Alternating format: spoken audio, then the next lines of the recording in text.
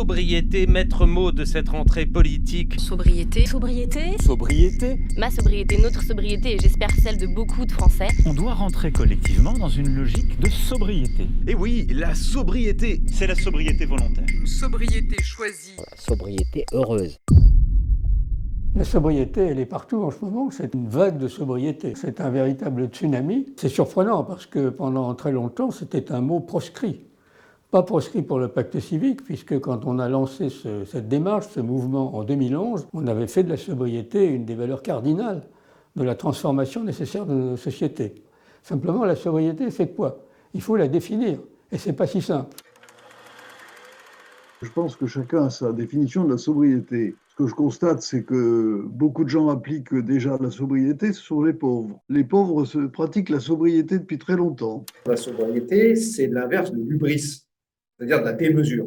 La sobriété, elle résonne avec transition écologique. C'est même une dimension incontournable. Mais on ne peut pas réduire la sobriété à la transition écologique. La sobriété, ça ne veut pas dire rationnement ou bien optimisation des ressources. La sobriété, ce n'est pas l'efficacité. Je me dis, c'est la RSE, c'est les 3 piliers du développement durable, c'est tout ce qu'on connaît déjà, sur lequel il y a, je pense, un vrai grand mouvement de fond, sur lequel on y a ajouté le mot sobriété. Aujourd'hui, quand vous êtes dans une entreprise, vous êtes sobre, parce que vous cherchez à réduire vos coûts. Le problème, c'est qu'aujourd'hui, cette sobriété s'exprime uniquement en termes financiers. Ce qu'il faut maintenant faire, c'est arriver à faire la différence entre les gestes d'économie et les gestes de sobriété.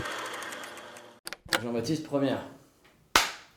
Comme vous avez vu, il y a plusieurs manières de voir la sobriété, il y a plusieurs approches possibles, mais pour qu'on soit actif, il faut qu'on ait une base commune, et donc nous proposons de retenir la définition que le GIEC en a donnée, puisqu'elle crée un consensus qui nous permettra ensuite d'être plus efficaces.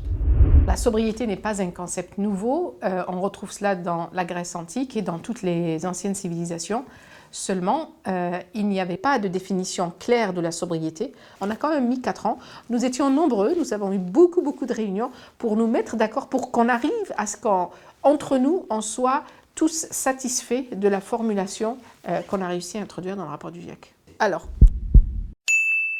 la sobriété, ce sont toutes les mesures politiques et les pratiques du quotidien qui évitent la demande en énergie, en eau, en matériaux, en sol et toute autre ressource naturelle, tout en garantissant le bien-être de tous dans le respect des limites planétaires. Nous, au Pacte civique, la sobriété est un peu un pivot de nos 4 valeurs. Une sobriété créative, ça n'est pas la décroissance.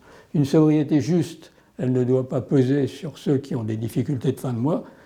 Une sobriété fraternelle, parce que c'est quelque chose qu'on fait ensemble, qui doit être un moyen de réenchanter le monde et de lui donner plus de sens et plus de force. Donc on le voit, la sobriété, c'est une métamorphose, c'est d'inventer un nouvel art de vivre, rien que ça.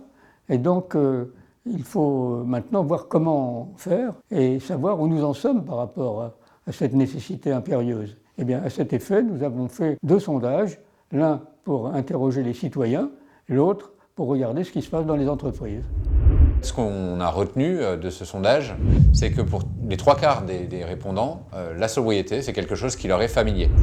Même 34% des répondants vont jusqu'à dire qu'ils sont très sobres, qu'ils ont un comportement très sobre. Alors, ce qui est surprenant, c'est la notion d'attachement à l'entreprise dans laquelle ils travaillent. Ils se disent sobres, les salariés, mais ils ne le sont pas forcément au sein de leur entreprise parce qu'ils trouvent qu'il y a une différence, il y a une fracture entre ce qu'ils font tous les jours au boulot et ce qu'ils pensent réellement porter comme valeur.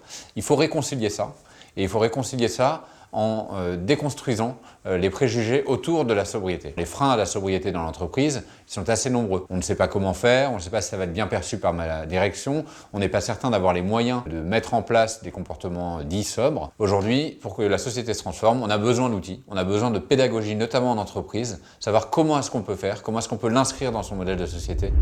C'est ce que nous allons faire au Pacte civique en proposant un jeu numérique de sensibilisation à la sobriété et qui permettra de la décliner de manière efficace dans sa vie quotidienne et dans l'entreprise. Rejoignez-nous, nous avons besoin de vous pour faire vivre les valeurs du pacte civique et pour diffuser ce jeu numérique qui nous aidera à faire changer la société.